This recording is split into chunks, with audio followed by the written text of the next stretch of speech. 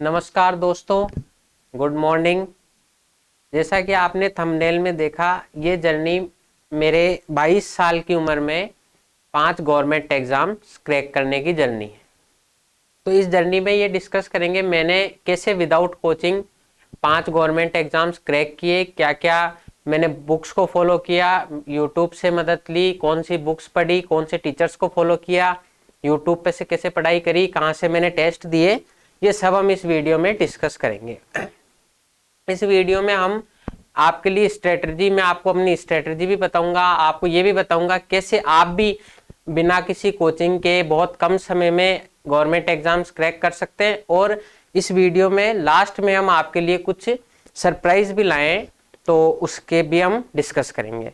तो अभी मैं आप लोगों का सबका स्वागत करता हूं easy maths with Nehra sir channel पे। मैं बहुत थैंकफुल हूं नेहरा सर का, जिन्होंने मुझे यहाँ पे अपनी जर्नी शेयर करने का मौका दिया और मुझे आप लोगों को बताने का मौका दिया कि कैसे मैंने ये एग्जाम्स क्रैक किए।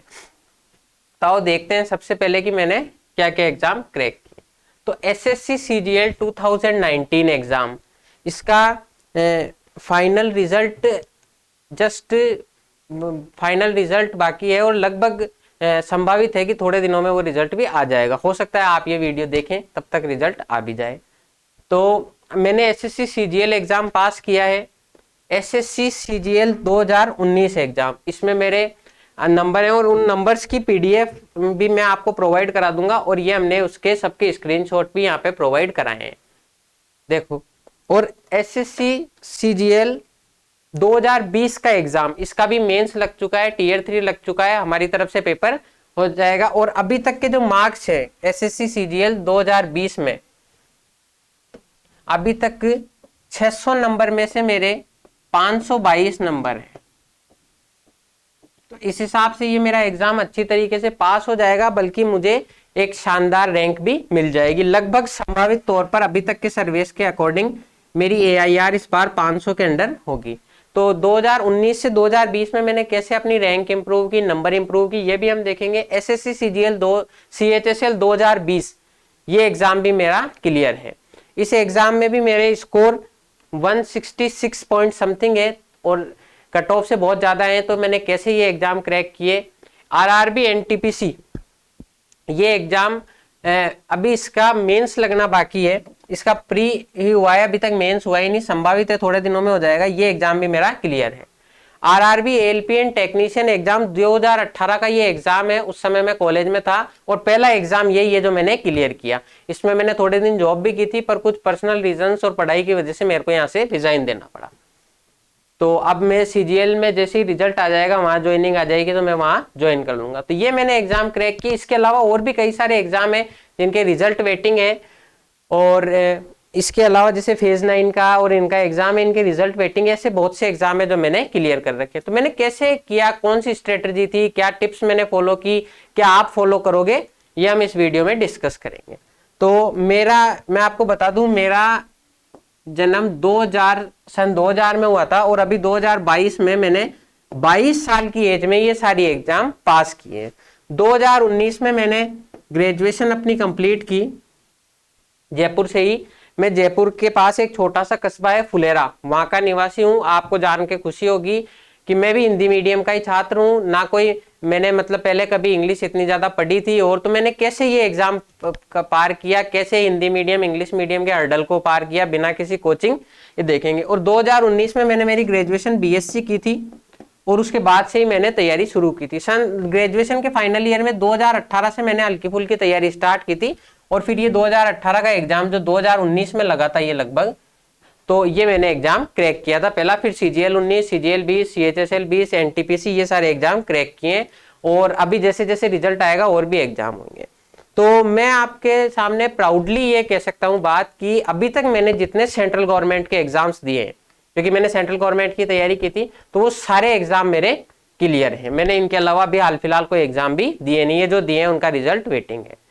तो आप बिल्कुल, आप भी, अगर मैं कर सकता हूं, मैं भी आप लोगों के बीच में से निकला हूं, एक छोटे कस्बे से, हिंदी मीडियम से, तो आप लोग भी ये चीज कर सकते हैं। बस जरूरत है तो अच्छे से प्रिपरेशन करने की, अच्छे से गाइडेंस की। तो देखते हैं हम कैसे ये सब चीजें कवर करेंगे। अब नेक्स्ट स्लाइड में देखो, ये इन सब एग्जाम्स को क्लियर करने में अगर मेरा सबसे बड़ा किसी चीज का योगदान है, किसी कोई मेरा प्लस पॉइंट है, तो वो क्वांटिटिव एप्टीट्यूड या जनरल भाषा में इसको बोलते हैं तो मैथ्स का मेरा सबसे बड़ा रोल है। मैथ्स मेरा फेवरेट सब्जेक्ट है। मैथ्स जो जिससे कुछ लोग परेशान होते हैं, मैथ्स को कैसे करें, हम कवर करें, कैसे सिलेबस कवर करें, कहाँ मॉक टेस्ट दें। मैथ्स मेरा फेवरेट सब्जेक्ट है। CGL pre, CHSL, NTPC, ALP and technician, पटवार और एसएससी फेज 9, इन सभी में मेरे मैथ पे 100% स्कोर है। यहाँ ये एसएससी के जो पेपर्स होते हैं इनमें मैथ लगभग 50 नंबर की आती है और रेलवेज और पटवारी इनमें 30 नंबर की आती है।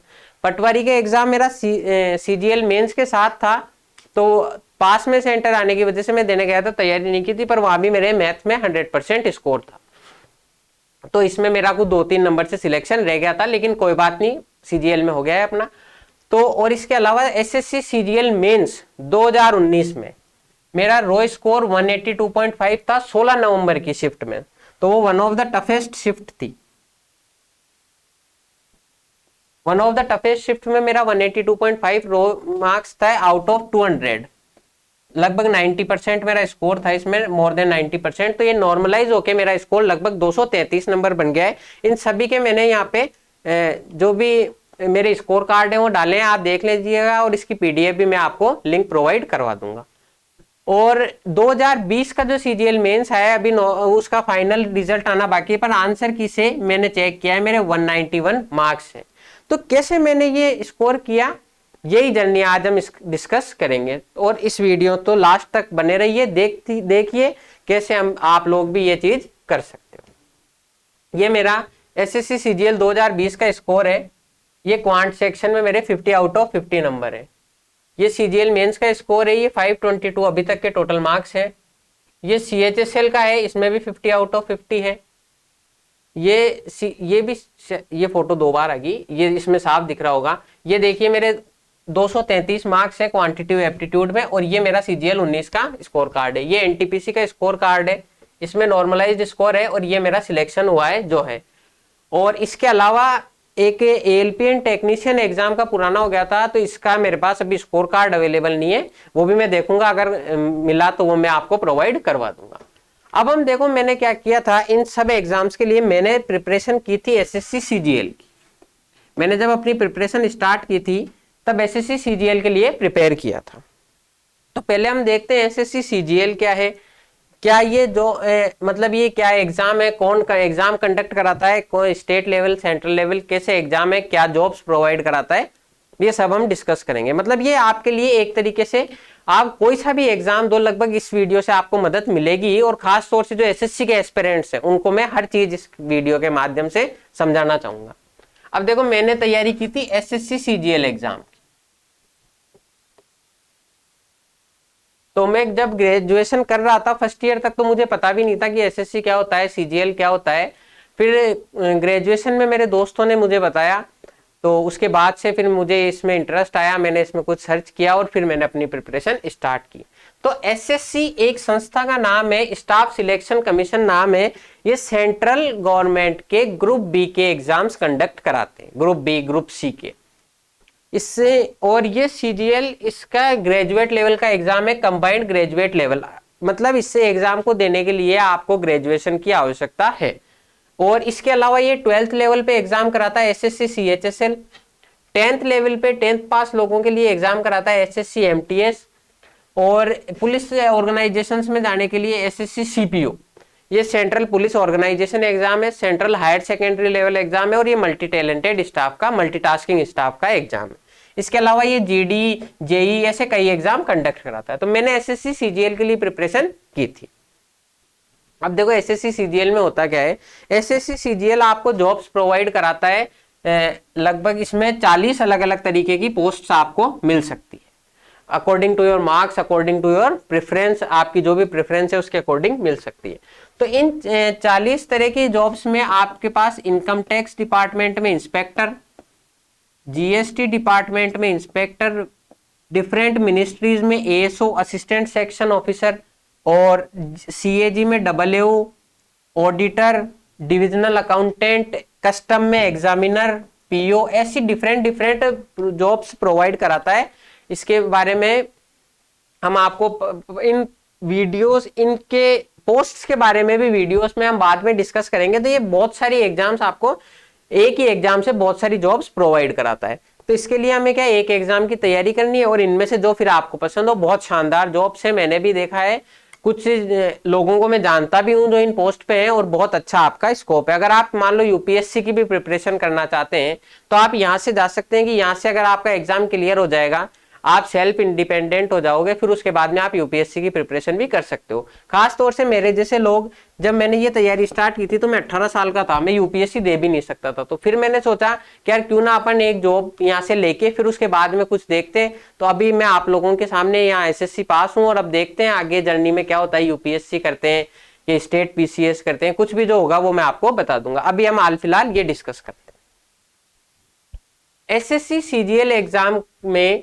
4 स्टेज में आपका ये एग्जाम कंडक्ट होता है। इस एग्जाम में टायर 1, टायर 2, टायर 3 और टायर 4 करके 4 एग्जाम्स होते हैं। सबसे पहले होता है इसका प्री।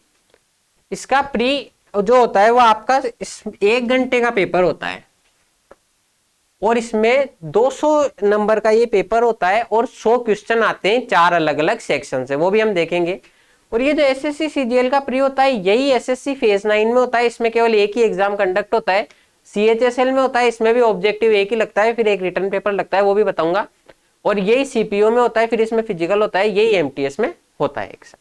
तो आप देख रहे हो कि कैसे आप एक एसएससी सीजीएल के लिए प्रिपेयर करके एसएससी के लगभग सारे एग्जाम्स का आप एक साथ प्रिपरेशन कर रहे हो।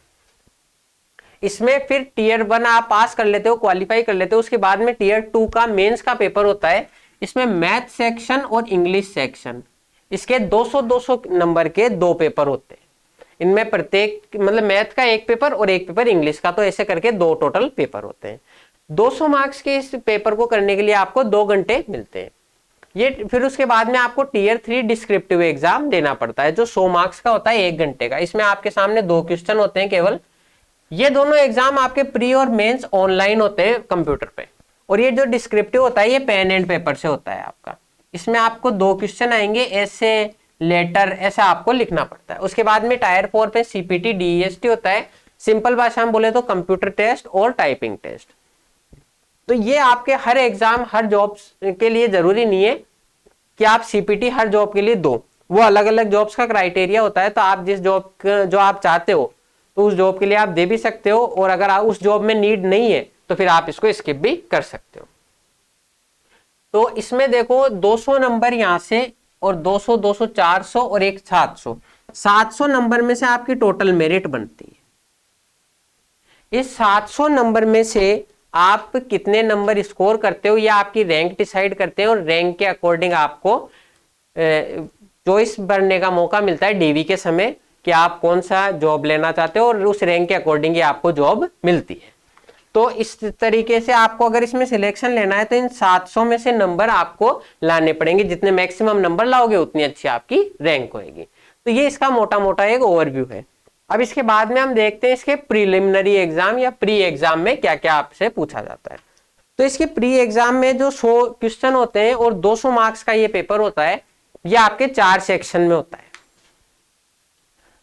प्री एग्जाम में आपके क्वांटिटिव एप्टीट्यूड, इसको जनरल भाषा में बोले तो मैथ्स, मैथ सेक्शन से इंग्लिश लैंग्वेज इंग्लिश, एक numerical ability and reasoning, reasoning section से, और जनरल नॉलेज या जनरल अवेयरनेस भी कुछ लोग इसको बोल देते हैं। इन चारों सेक्शन से आपको 25-25 क्वेश्चन पूछे जाते हैं। तो टोटल 100 क्वेश्चन होते हैं इस एग्जाम में और ये 200 मार्क्स के होते हैं। तो यहाँ पे जो हर एक क्वेश्चन है वो आपका 2 मार्क्स का होता है, 2 नंबर आपको मिलते हैं। और इन एग्जाम में आपके नॉर्मलाइजेशन नहीं, सॉरी, इन एग्जाम्स में आपके नेगेटिव मार्किंग भी होती है। तो हर सही क्वेश्चन के लिए आपको 2 नंबर मिलते हैं और नेगेटिव मार्किंग एसएससी में 1/4 की होती है। मतलब जितना आपको एक क्वेश्चन सही नंबर पे मिलता है, करने पर मिलता है, उसका 1/4 भाग अर्थात 0.5 मार्क्स आपके डिडक्ट हो जाएंगे आप एक क्वेश्चन अगर गलत करते हो। तो इसके लिए आपको इसमें बहुत सोच समझ के अच्छे से तैयारी करके एग्जाम्स को प्रिपेयर करना पड़ता है, एग्जाम्स को मतलब वहां पे देना पड़ता है, एग्जाम देना पड़ता है। परफॉर्म करना पड़ता है अच्छा, तो आप इसमें ताकि आपके नेगेटिव मार्किंग में कम हो और अच्छे से अच्छे नंबर आ सके। अब हम इनके पर्सनल सेक्शंस को करते हैं। तो ये आपने समझ लिया, 4 सेक्शन आते हैं, हर क्वेश्चन के लिए 2 मार्क्स मिलते हैं और नेगेटिव मार्किंग 0.5 मार्क्स की होती है। अब देखते हैं हम कि इनमें पूछता क्या है। जैसे ये क्वांटिटिव एप्टीट्यूड है, मैथ्स है, तो इसमें हम पढ़ें क्या पढ़े, कितना पढ़े। अब मैं जो दो नॉर्मली स्ट्रेटजी की वीडियो होती है उनमें आपको पूरा सिलेबस तो बता देते हैं कि ये सिलेबस है, ये आपको पढ़ना है और इससे आपकी रैंकिंग आएगी। लेकिन देखो अपन नॉर्मल बात करें तो अगर उतना पूरा सिलेबस हम पढ़ नहीं पाते, मतलब इतना आपके पास टाइम नहीं होता या आप पढ़ पाते हो तो अच्छी बात है, लेकिन कुछ ना कुछ आपके सामने वीकनेस रहती है, कुछ आपकी पॉजिटिव्स होते हैं, कुछ नेगेटिव्स होते हैं। तो हम ये भी बात करेंगे कि कैसे हमें कितना पढ़ना है, क्या पढ़ना है, क्या अटेम्प्ट करना है, क्या छोड़ना है। मतलब कोई भी एग्जाम आपका तब तक सिलेक्शन नहीं हो सकता जब तक आपको छोड़ना नहीं आता हो कि हमें क्या छोड़ना है, क्या स्किप करना है। जैसे ये आप पेपर दोगे, हम ये भी डिस्कस करेंगे पेपर कैसे दोगे, या आप पेपर दोगे अगर आप पहली बार में यूं देखते हो कि मैं पूरे 100 क्वेश्चन करूंगा एक राउंड में और 200 मार्क्स स्कोर करूंगा, तो ये जरूरी नहीं है। इसमें लगभग इसकी जो कट ऑफ जाती है वो लगभग 120 से 130 140 के आसपास अभी हाल फिलहाल मतलब रिसेंट ईयर्स में ये इसकी कट ऑफ जा रही है। तो आपको पूरे मार्क्स स्कोर करने की जरूरत नहीं है। तो आप इसमें क्या पढ़ोगे, क्या स्किप करोगे, वो भी हम स्ट्रेटजी में डिस्कस करेंगे। अब देखो क्वांटिटिव एप्टीट्यूड या मैथ्स के लिए आपको केवल इसी एग्जाम के लिए नहीं, एसएससी के लिए नहीं, बैंक के लिए नहीं, हर एग्जाम के लिए आप देखो तो मैथ के 3 सेक्शन होते हैं। एक अर्थमेटिक जिसमें आपकी बेसिक स्किल टेस्ट की जाती है मैथ्स की, एक एडवांस जिसमें आपकी एडवांस मैथ चेक की जाती है और एक कैलकुलेशन। ये मैथमेटिक्स के 3 पार्ट हैं। चाहे आप कोई सा भी इससे पूरे विश्व का एग्जाम दो, इन 3 चीजों से ही मैथ आपकी चलती है। कैलकुलेशन में आपकी कैलकुलेशन चेक की जाती है। अब देखो इनका ये देखो, ये एसएससी का ओवरव्यू है कि आपके कौन कौन से चैप्टर्स इसमें पूछे जाते हैं। जैसे अर्थमेटिक में आपसे percentage, profit and loss, discount, partnership, time, speed, distance, time and work, average, ऐसे क्वेश्चन, SICI, ऐसे आपसे क्वेश्चन पूछे जाते हैं। जैसे इसमें देखो आपसे क्या पूछेगा, प्रतिशत, ब्याज और औसत, जो आपने पार्टनरशिप, डिस्काउंट बटा लाभ हानि, ये सब आपने 10th लेवल पे पढ़ा है।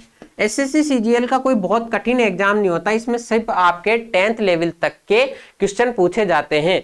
लेकिन वो आप 1 घंटे में कैसे करोगे, ये आपकी मेन बात है। आप किसी इसके एग्जाम का पेपर आप किसी 10th क्लास के बच्चे को भी दे दोगे, वो सोल्व कर लेगा अगर उसको इनफ टाइम मिले तो। लेकिन हमको 1 घंटे में कैसे सोल्व करना है, यहाँ पे उस प्रेशर को कैसे हैंडल करना है, वही बात है।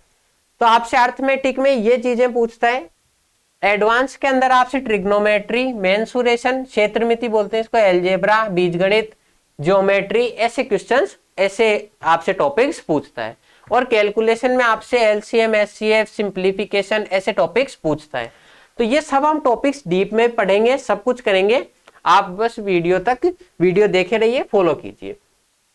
अब देखो ये आपका प्रीलिमिनरी एग्जाम प्री का वेटेज है कि आपसे लगभग हर चैप्टर से कौन कौन से सवाल पूछते हैं। जैसे परसेंटेज से लगभग आपके 1 से 2 सवाल आते हैं, प्रॉफिट लॉस डिस्काउंट से 2 सवाल आते हैं, SICI से 2 सवाल आते हैं, एवरेज से 1 सवाल आता है, रेशो प्रपोर्शन से 1 सवाल आता है। एडवांस में ऐसे ज्योमेट्री से 3 सवाल आते हैं, ट्रिग्नोमेट्री से 2 सवाल आते हैं, DI से 4 सवाल आते हैं। ये प्री का है। और मेंस में भी आपके ये जैसे सिंप्लीफिकेशन के भी क्वेश्चन आते हैं। तो हम आपकी प्री और मेंस दोनों के पॉइंट ऑफ व्यू से यहाँ पे बात करेंगे। तो ये आपने मैथ का सिलेबस देखा। अब ये सिलेबस तो देख लिया, लेकिन सिलेबस देखने मात्र से सिलेक्शन नहीं होता, हमको तैयारी कैसे करनी है, मैंने तैयारी कैसे की थी। तो मैं आपको बताऊं, किसी भी एग्जाम को पास करना, केवल CGL नहीं, कोई सा भी आपको एग्जाम पास करना है, उसके सिर्फ 2 स्टेप है। एक तो प्रैक्टिस और एक मॉक टेस्ट। ये आपके 2 स्टेप से आपका एग्जाम पास होएगा। आपको पहले उसके सिलेबस को देख के उसके क्वेश्चंस की प्रैक्टिस करनी है और मॉक टेस्ट लगाने। सिर्फ ये 2 काम कर लीजिए, आपका कोई सा एग्जाम ऐसा नहीं है जो बच जाएगा, जो पास नहीं होगा। तो ये प्रैक्टिस और मॉक टेस्ट आपको देने। इंग्लिश के लिए मैंने कहां से प्रैक्टिस की, कौन से मैं मैथ्स के लिए कहां से प्रैक्टिस की, कौन से मैं मॉक देता था, ये हम देखते हैं। देखो आपको मॉक टेस्ट आप चाहो तो सेक्शनल मॉक भी दे सकते हो, और आप पूरे प्री का जो पेपर लगता है उसके मॉक भी दे सकते हो, ऑनलाइन भी दे सकते हो, ऑफलाइन भी दे सकते हो। लेकिन हमें ये करना है कि मैं आपको पर्सनली सजेस्ट करूंगा आप ऑनलाइन मॉक दीजिए। उसमें क्या होगा, आपका पेपर ऑनलाइन लगेगा तो प्रेशर हैंडल करने की आएगी। तो अर्थ ये क्वांटिटेटिव एप्टीट्यूड या मैथ के लिए मैंने सबसे पहले एसएससी के प्रीवियस ईयर्स क्वेश्चन करे।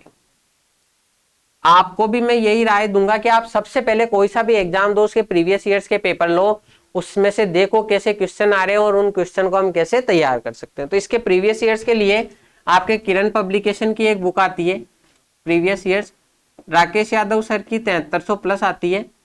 तो ऐसे डिफरेंट बुक्स आती है, तो आप कहीं से या कोई सा भी दूसरा हो, आपको प्रीवियस ईयर्स के क्वेश्चन आपको करने हैं। और उसके बाद में मॉक टेस्ट देता था। तो आप मॉक टेस्ट के लिए भी ऑफलाइन भी किताब ले सकते हो या ऑनलाइन भी किताब ऑनलाइन भी आप मॉक टेस्ट दे सकते हो। जैसे मैंने मेरी तैयारी की, ये कोई वीडियो किसी भी तरीके से पेड नहीं है, नाम किसी का यहाँ पेड प्रमोशन कर रहे हैं, मैं सिर्फ आपको मेरी जर्नी बता रहा हूँ। मैंने जैसे मैं टेक्स्ट बुक से मैंने प्रीवियस ईयर्स के मॉक दिए थे, और अनअकैडमी पे भी मैं मैथ्स के और ओवरऑल पूरे मॉक देता था। अनअकैडमी आपको पेड भी और फ्री दोनों तरीके के मटेरियल प्रोवाइड कराता है। यहाँ पे एसएससी के लिए एक एग्जाम होता है कॉम्बैट, ये शायद हर संडे को होता होगा। तो ये एसएससी कॉम्बैट एग्जाम में लगभग 5 से 10 हजार बच्चे बैठते हैं, और इस एग्जाम में मैं 2 बार AIR मेरी 1 थी, इंडिया टॉपर था मैथ सेक्शन में। एक बार मैथ का पेपर भी लगता है, कई बार ओवरऑल भी लगता है। तो इसमें 2 बार में इसमें मेरी फर्स्ट रैंक थी, और यहाँ से इन्होंने, ये लगभग शायद 2 महीने पहले की बात है, जब मेरा मेंस का पेपर हुआ नहीं था, तब मैंने यहाँ पे मॉक दिए थे, और इसमें AIR 1 थी, और इन्होंने मुझे यहाँ से स्कॉलरशिप भी प्रोवाइड की थी। तो आप मान लो अगर अनअकैडमी से पढ़ना चाहते हो, तो मैं आपको सजेस्ट करूंगा इसके मॉक एसएससी कॉम्बैट दो। इसमें आपकी रैंक के अकॉर्डिंग ये आपको फ्री स्कॉलरशिप भी देंगे, पूरी फ्री कोर्स भी देंगे और डिस्काउंट भी देंगे। तो ये हमारी मैथ की, अब मैंने आपसे बताया कि आपको क्या करना है, प्रीवियस ईयर्स के क्वेश्चन लगाने और मॉक टेस्ट देने। मॉक में आपका पहले दिन से स्कोर नहीं आएगा, लेकिन धीरे धीरे आप प्रैक्टिस करोगे, अच्छे तरीकों से करोगे तो आपका आएगा। ये तो आपकी होगी बुक्स और मॉक। अब हम बात करते हैं कि तैयारी कैसे होगी, क्योंकि हमें अगर सब कुछ आता तो सिलेक्शन हम ही ले सकते हैं, लेकिन अगर जैसे मान लो आपको किसी भी टॉपिक में प्रॉब्लम है, तो आप यूट्यूब की मदद ले सकते हो, कहीं कोचिंग करना चाहो तो कोचिंग कर सकते हो।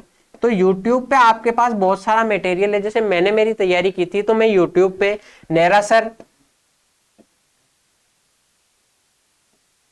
अभिनय शर्मा सर हैं एक, वो भी यूट्यूब पे बहुत अच्छा पढ़ाते हैं, एक पवन राव सर हैं, तो मैंने इनको फॉलो किया था। ये बहुत आपको बढ़िया मटेरियल प्रोवाइड कराते हैं, बढ़िया तरीके से क्वेश्चन कराते हैं। तो आप भी इनमें से किसी को या किसी दूसरे टीचर को, या हम भी आपके लिए कुछ लेकर आए हैं इस चैनल पे मैथ्स, तो आप हमें भी फॉलो, जैसे भी हो हम डिस्कस करेंगे कि आप इनमें से किसी को फॉलो कर सकते हैं, या आप सेल्फ करना चाहें तो सेल्फ, किसी भी टॉपिक में दिक्कत हो आप यूट्यूब पे सर्च कीजिए और वो टॉपिक पढ़ लीजिए। तो ये हमारा मैथ सेक्शन का था तरीका कि आपको प्रीवियस ईयर्स के क्वेश्चन लगाने, तरीके आपको अच्छे से अच्छे प्रैक्टिस करने, मॉक टेस्ट लगाने, और इससे आपका सिलेक्शन हो जाएगा। इसी से मेरे सारे एग्जाम्स में मैथ में 50 आउट ऑफ 50 है, और मेंस में 191 तक का स्कोर किया है। तो मैं ये अगर कर सकता हूं तो आप भी कर सकते हो। ऐसा ही जज्बा रखिए और इनको आप प्रीवियस ईयर्स के मॉक को तैयार कीजिए।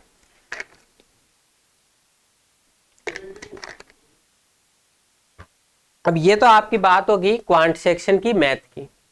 हम यहाँ पे ओवरऑल पूरी बात करेंगे। अब इसके बाद देखो इंग्लिश लैंग्वेज। अब आपने देखा इन मैथ और इंग्लिश का क्या सिस्टम है। मैथ्स आपकी प्री में 50 नंबर की आती है, मेंस में 200 नंबर की आती है। इंग्लिश भी प्री में 50 नंबर की आती है और मेंस में 200 नंबर की आती है। अगर आप इनको जोड़ो तो 500 नंबर 700 में से ये 2 ही सब्जेक्ट आपको दे सकते हैं।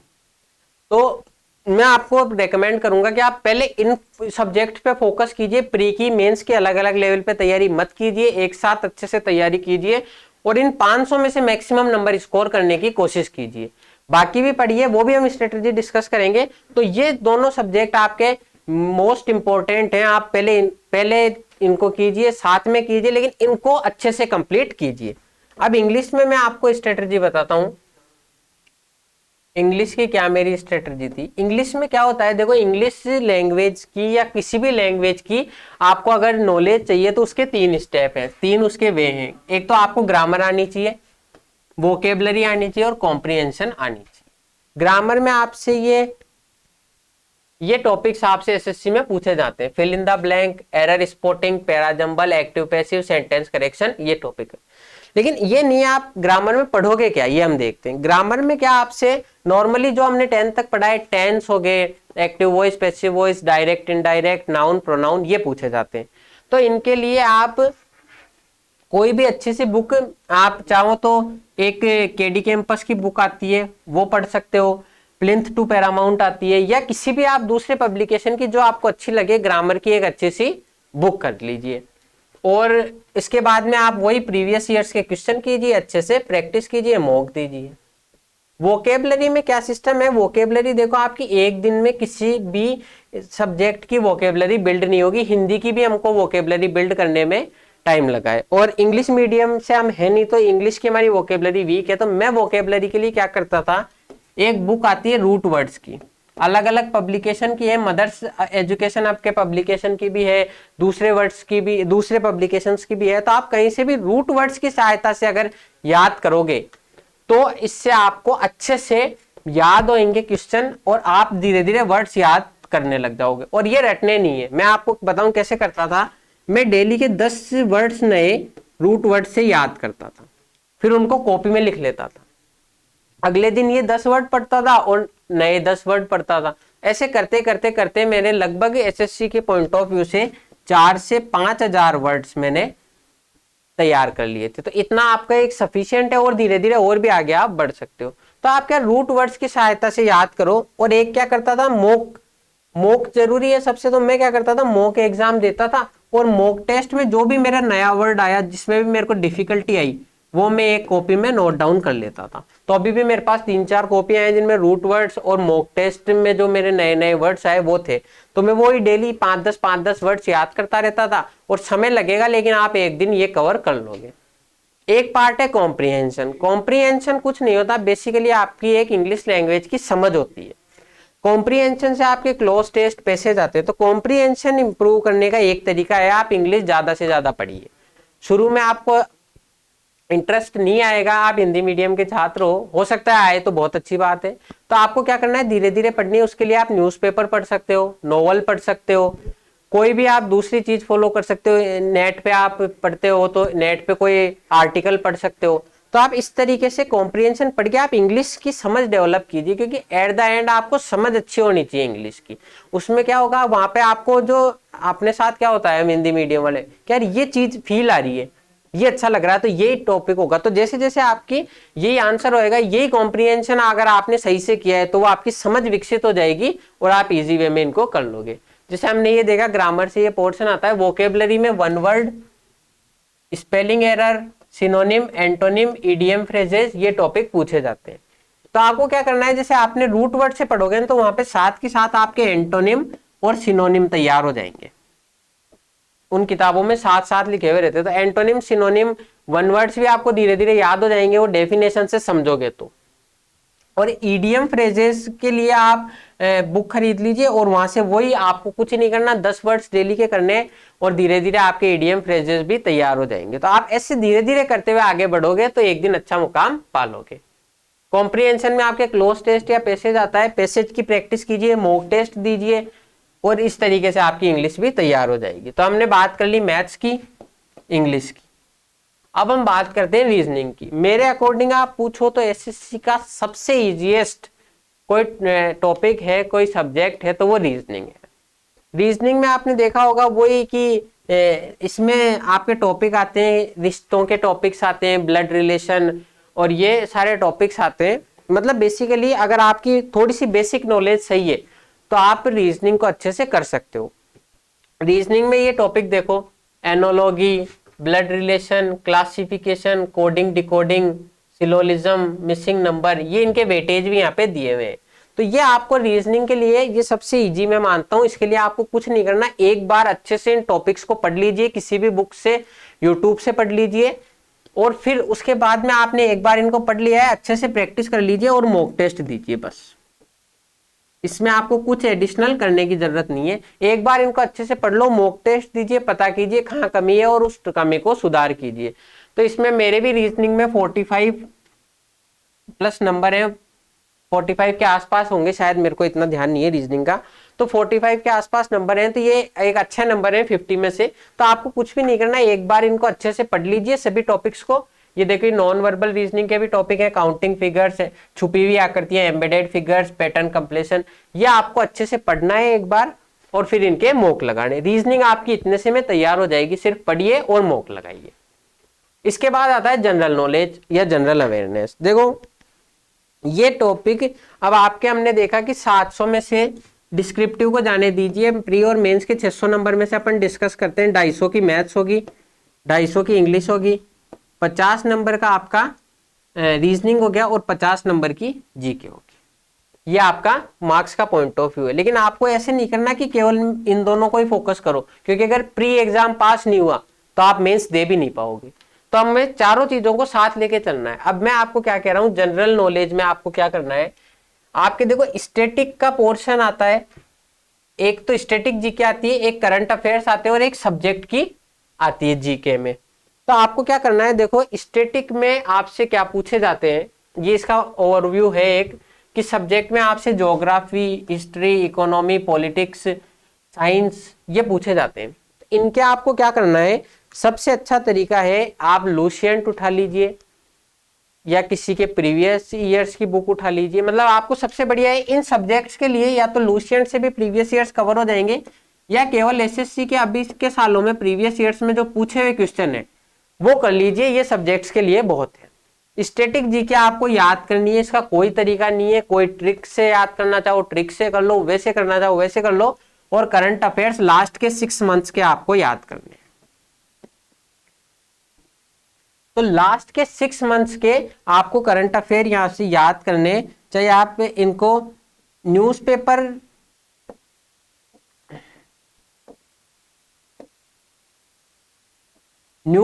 से पढ़ना चाहो न्यूज़पेपर से। लेकिन न्यूज़पेपर में क्या होता है, एग्जाम से रिलेटेड जो आपकी एग्जाम से रिलेटेड क्वेश्चन है वो थोड़े से कम पोर्शन होता है, उसमें इररेलेवेंट चीजें बहुत ज्यादा होती है। तो मैं आपको पर्सनली सजेस्ट करूंगा आप कोई भी मंथली मैगजीन कर लीजिए, या यूट्यूब से किसी का जो मंथली या वीकली जीके कराए वहां से कर लीजिए। लास्ट के 6 मंथ्स के स्टैटिक जीके याद करनी है, और ज्योग्राफी, इकोनॉमिक्स, पॉलिटी, हिस्ट्री और साइंस ये आप प्रीवियस ईयर से कर सकते हो।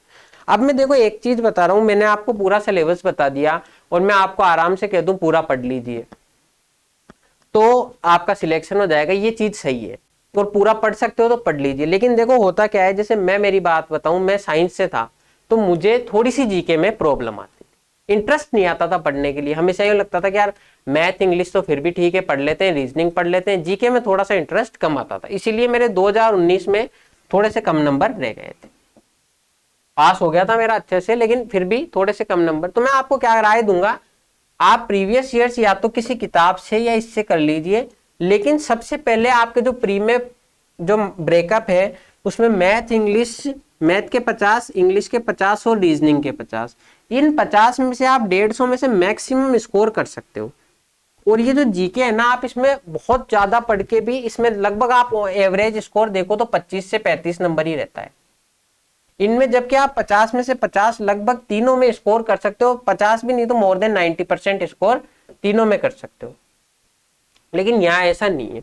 तो मैं आपको पर्सनली सजेस्ट करूंगा, अगर आप पढ़ पाते हो तो बहुत अच्छी बात है, लेकिन आप पहले इन 150 नंबर को अच्छे से कवर कीजिए कि यहां से मेरे मिनिमम से मिनिमम डिडक्शन हो। तो अगर आप इन 150 नंबर को कवर कर लेते हो, उसके बाद में इसको भी कीजिए, साथ के साथ पढ़ते रहिए। लेकिन ऐसा मत कीजिए कि आप मैथ इंग्लिश को छोड़ रहे हो और केवल इन सबके पूरे सिलेबस को करने के पीछे आप यहाँ 150 नंबर गवा रहे हो। इसको भी साथ के साथ पढ़िए, लेकिन इन 150 पे फोकस कीजिए। अभी अगर मैं आपको एक मोटा मोटा ओवरव्यू दूं कि अगर आप मान लो 150 में से 135 प्लस भी नंबर लिया है, 135 प्लस आपने नंबर लिया है, और जैसे यहां से लगभग 15 नंबर कटे और 25 नंबर आप यहाँ पे लिया है, तो आपके 160 नंबर हो जाएंगे, जिसमें नॉर्मलाइजेशन भी होगा थोड़ा सा। इन 160 नंबर में आप यकीन मानिए आपका प्री पास हो जाएगा लगभग हर पोस्ट के लिए यूआर से। और आप हर पोस्ट के लिए पास कर जाओगे। मेंस दोगे, अगर आपकी ये मैथ इंग्लिश बढ़िया है, वहां से स्कोर करोगे। मेरे भी प्री में इस बार सीजीएल में 161 के आसपास स्कोर है, तो मैं 161 से अगर 500 के अंडर पहुंच सकता हूं तो आप भी पहुंच सकते हो। मैं यूं नहीं कह रहा जीके पढ़िए मत पढ़िए, लेकिन मेन फोकस इन पे रखिए। और अगर आपका इंटरेस्ट है, आप अच्छे से पढ़ सकते हो, आप बोर नहीं होते जीके पढ़ने में, तो जीके भी पढ़िए, शौक से पढ़िए, लेकिन इनको पीछे मत छोड़िए। सभी सब्जेक्ट को साथ लेके चलना है। मतलब आपको करना क्या है, जिस सब्जेक्ट में आपका इंटरेस्ट है कि भाई मेरे को ये चीज पढ़ने में अच्छी आती है, उसको तो साथ के साथ बढ़िया लेकर चलिए। जो आपके वीक पोर्शन है उसको कवर करने की कोशिश कीजिए, और जो स्ट्रॉन्ग है उसमें एक्सीलेंस की कोशिश कीजिए कि भाई मुझे मेरा जो स्ट्रॉन्ग पॉइंट है उसमें 100% स्कोर करने, वहां से कम नहीं करने, क्योंकि वही चीज आपको स्कोर पे लेके जाएगी। मैथ रीजनिंग में क्या है, आप पढ़ोगे आपको आउटपुट सीधा सा अच्छा मिलेगा, आप 100% स्कोर भी कर सकते हो। खास तौर से जो कुछ साइंस वाले लोग हैं, तो वो तो मैथ रीजनिंग में कोशिश कीजिए नंबर कटे ही नहीं, अगर आपको इनमें तकलीफ भी होती है तो। और अगर आपका इंग्लिश और जीके पढ़ने में मजा आता है तो बहुत अच्छी बात है, वहां से कीजिए, और आप इस तरीके से पूरा सिलेबस कंपाइल कीजिए। तो ये आपका प्री का हमने पूरा ओवरव्यू आपको दे दिया है। प्री में आपको ऐसे पढ़ना है कि आपके ये चारों सब्जेक्ट कवर हो जाएंगे। इससे आप साथ के साथ सीजीएल, सीएचएसएल, सीपीओ, एमटीएस, ये सारे एग्जाम्स आप कवर कर लोगे। अब जैसे आपने सीएचएसएल की हम बात करें,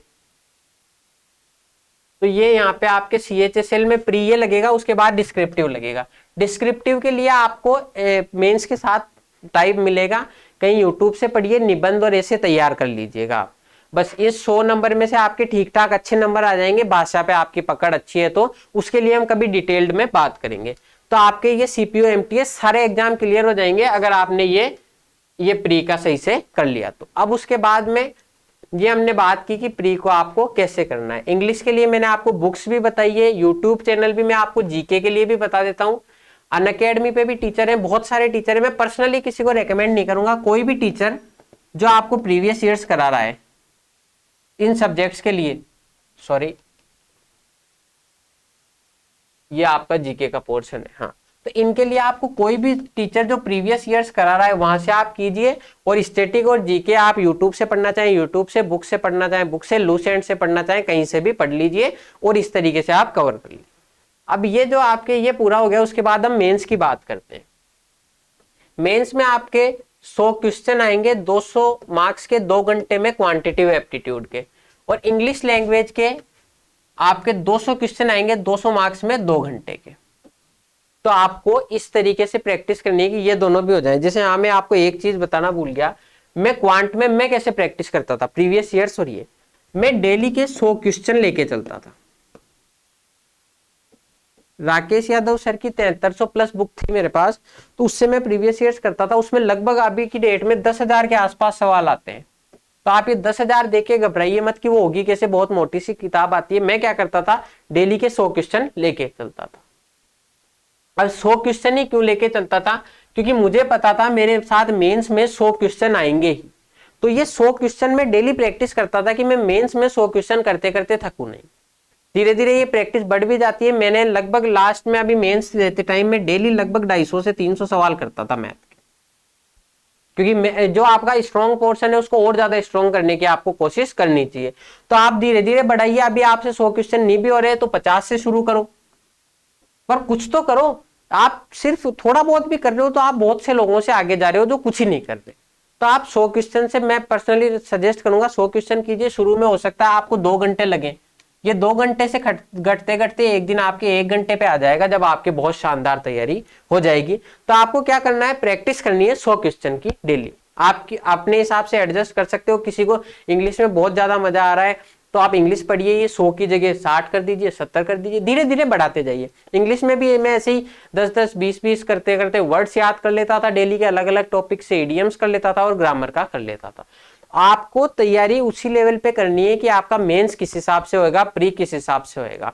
ऑनलाइन मॉक दीजिए क्योंकि ऑनलाइन पेपर लगेगा, और इस हिसाब से तैयारी कीजिए कि वहां पर आप थको नहीं। अगर आपने डेली के 20 सवाल की प्रैक्टिस कीजिए वहां की है, वहां पे 100 सवाल होंगे ही नहीं, आप आधे घंटे में थक जाओगे वहां पे। तो आपको प्रैक्टिस हार्ड करनी है।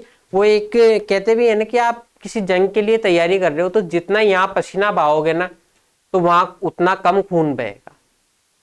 तो आपको प्रैक्टिस बहुत ज्यादा हार्ड करनी है। जितने एग्जाम में क्वेश्चन आ रहे हैं उससे ज्यादा की प्रैक्टिस कीजिए। 100 से तो एटलीस्ट डेली शुरू ही कीजिए। तो 100 क्वेश्चन से आप करके ये किताब 120 दिनों में, लगभग 100 दिनों में हो जाती है। हम मानते हैं 120 दिनों में कर लिया आपने, 120 दिनों में कर ली। उसके बाद में क्या करना है आपको, वापस रिवाइज कीजिए। लिमिटेड रिसोर्सेज रखिए। आप कहीं कोचिंग कर रहे हो, वहां का मटेरियल लिए, ये मटेरियल लगभग सबका सेम सा होता है। आप यहाँ मदर्स से कर रहे हो, मदर्स के ले लीजिए, किसी के भी ले लीजिए, लेकिन अच्छे से पढ़ाई कीजिए। और आपको लिमिटेड रिसोर्सेज रखने हैं, उनको बार बार रिवाइज करना है। तो यहां से कर सकते हो। एक मेंस के लिए मैंने भी अलग एक सिलेबस लिया था, पूरा किताबें ली थी पूरी कोचिंग की। और एडवांस मैथ के लिए एक मैंने प्ले विद एडवांस मैथ आती है अभिनय शर्मा सर की, वो की थी। ये भी किताब बहुत शानदार है, प्ले विद एडवांस मैथ। तो आपको क्या करना है, मेरे पास देखो प्री की एक किताब थी, मेंस की ये एडवांस की थी, और अर्थमेटिक की किताब थी। तो लिमिटेड रिसोर्सेज रखिए, इन किताबों को बार बार कीजिए। एक बार पूरी होगी दोबारा कीजिए। मैं बता रहा हूं आपको, एक बार करने में आपको एक तरीके से क्वेश्चन आएगा, दोबारा करोगे एक नया तरीका सामने आएगा। तो मैंने इन किताबों को बार बार किया, तो मैं लगभग हर क्वेश्चन को 2 से 3 तरीकों से कर सकता हूं। तो आप इनको इस तरीके से प्रैक्टिस कीजिए, यूट्यूब पे फॉलो कीजिए। अब हम देखो आपके लिए क्या लेकर आए हैं, वो भी हम डिस्कस कर लेते हैं। तो हमने ये डिसाइड किया है यहाँ पे कि हम आपके लिए यहाँ इस चैनल पे मैं आपको डेली मैथ्स की क्लासेस प्रोवाइड कराऊंगा, ना सिर्फ एसएससी के लिए बल्कि हर एग्जाम के लिए। क्योंकि अब आने वाले समय में सीईटी से एग्जाम कंडक्ट हो रहे हैं, उस एक ही एग्जाम से आपके एसएससी, बैंकिंग और रेलवे ये सारे कंडक्ट होंगे। एसएससी, बैंकिंग, रेलवे ये सारे एग्जाम कंडक्ट होंगे। तो हम आपको इस हिसाब से सिलेबस कराएंगे यहाँ पे, तो कि आपके ये सारे एग्जाम कवर हो। तो मैं डेली आपके लिए क्लासेस लेकर आ रहा हूँ, जिसमें हम 2 क्लासेस डेली की करेंगे। जिसमें एक क्लास में हम आपको डेली एक कोई टॉपिक पढ़ाएंगे। यहाँ पे मैं आपको टॉपिक पढ़ाऊंगा, कोई सा भी आप हमें एक टॉपिक उठा लेंगे। जैसे मान लो एवरेज हो गया, तो हम डेली इसके कंसेप्ट को समझेंगे और इससे रिलेटेड आए हुए प्रीवियस ईयर्स में डिफरेंट एग्जाम्स में पूछे गए क्वेश्चन करेंगे। और दूसरी क्लास में हम एक मिक्सिंग में क्वेश्चन करेंगे, मिक्स में क्वेश्चन करेंगे कि भाई ये जो आपका पेपर है उसको अटेम्प्ट कैसे करना है, मैंने कैसे अटेम्प्ट किए, वहां आप किस तरीके से अटेम्प्ट करोगे कि आपको कम समय मिले। लगभग आप मान के चलिए एक क्वेश्चन के लिए आपको हर में 1 मिनट से कम समय लगेगा, और इस 1 मिनट से कम समय में हो भी जाएंगे। मैंने कई सवाल 7-7, 8-8 सेकंड में भी किए। तो वैसे ही आपके मार्क्स स्कोर होंगे। तो आप इसके लिए हमारे इस चैनल को easy math with Nehra sir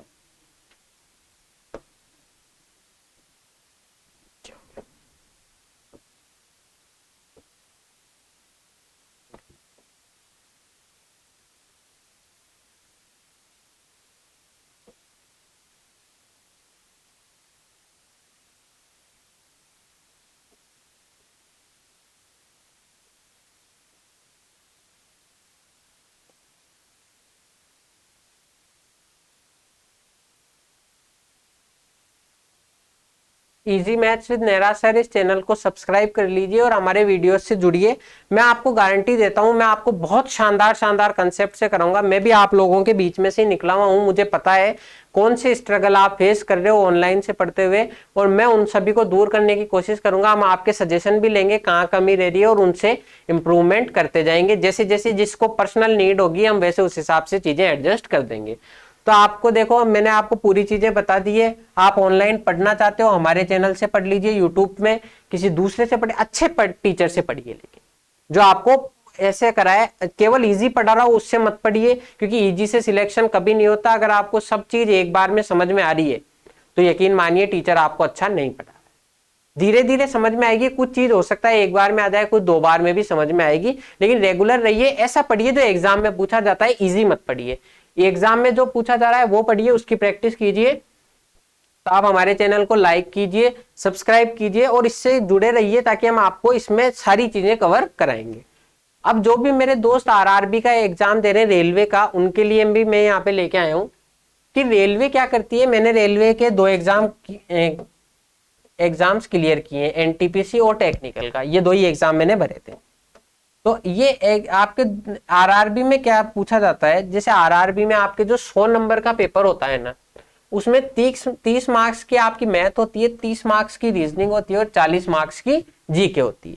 तो जैसे जिनका जो रेलवे से एग्जाम क्लियर करना चाहते हैं, रेलवे में जॉब करना चाहते हैं, बहुत अच्छी जॉब्स होती है रेलवे में भी, तो वो यहाँ से कर सकते हैं। या किसी को इंग्लिश में प्रॉब्लम है, हालांकि प्रॉब्लम ओवरकम की जा सकती है, लेकिन फिर भी आपको इंग्लिश में प्रॉब्लम है, आप ओवरकम नहीं कर पा रहे हो, तो आप रेलवेज के थ्रू जॉब ले सकते हो। यहाँ पे इंग्लिश पूछी नहीं जाती, तो आपको क्वांट में 30 नंबर, रीजनिंग में 30 नंबर और जीके में 40 नंबर यहाँ से स्कोर करने हैं। इनमें से आप स्कोर कीजिए, अच्छे से अच्छा स्कोर कीजिए और रेलवेज के थ्रू जॉब ले लीजिए।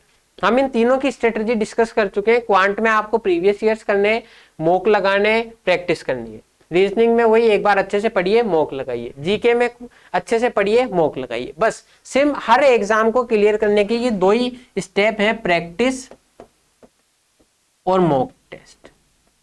ये दो आप अच्छे से कर लीजिए, आपका कोई सा एग्जाम ऐसा बचेगा नहीं जो क्लियर नहीं हो सकता, इंक्लूडिंग यूपीएससी। यूपीएससी में भी आपको यही करना है, प्रैक्टिस करनी है और मॉक देने। तो इसी तरह की वीडियोस के लिए हमारे से जुड़े रहिए। और भी हम अलग अलग, मैं आपको पोस्ट के रिगार्डिंग भी बताऊंगा और दूसरी वीडियोस भी लाऊंगा और एवरेज की भी हम करेंगे। तो इसके लिए मैं अभी बहुत आपसे चाहूंगा कि आप हमारे वीडियोस को जुड़िए और इन वीडियोस को देखिए, दूसरे को बताइए। अगर आपको अच्छा लगता है, कुछ कमी लग रही है, उसके सजेशन दीजिए। ये आपकी वीडियो जल्दी शुरू होने वाली है, लगभग 1-2 दिन में आपसे ये वीडियो स्टार्ट हो जाएगी। तो इसके लिए मैं बहुत थैंकफुल हूँ नेराज सर का, जिन्होंने मेरे को ये मौका दिया कि मैं यहाँ पे पढ़ा सकूँ। तो आप भी इनका फायदा उठाइए, अच्छे से पढ़िए, अच्छे से तैयारी कीजिए और सिलेक्शन लीजिए। तो इस वीडियो में इतना ही, मैं आपसे विदा लेता हूँ। थैंक यू, जय हिंद।